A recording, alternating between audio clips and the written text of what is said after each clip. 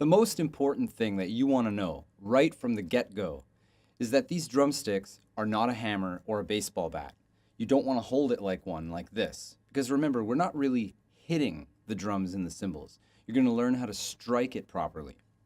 So the first thing you want to look for is to pinch the drumstick between your index finger and your thumb, just like that. Kind of like you're making an OK sign.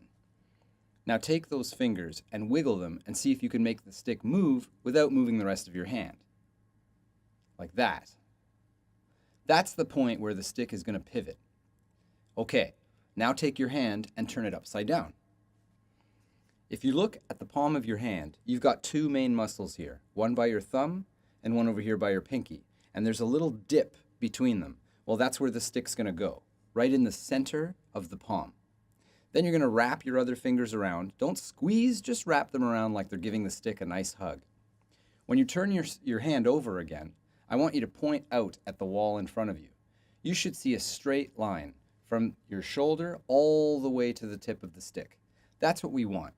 You want to hold the stick in the center of your hand, and you want it to be an extension of your arm. Now let me show you what's not correct, just so that when you're practicing, you can spot some of these things and you can try to avoid forming little bad habits. Sometimes people intuitively grab the stick and hold it close to their pinky like this. Now that doesn't really look too wrong when I'm down here, but as soon as I point forward, look where that stick is going. You see, that's a problem. You want the stick to go where you're aiming. The other thing to be careful about, like I said in the beginning, the stick is not a baseball bat or a hammer.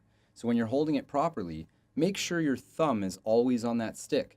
If it slips off, then look what happens. I'm kind of holding it more like that hammer sort of feeling, and we don't want that. So you want to make sure that your thumb always stays on the stick.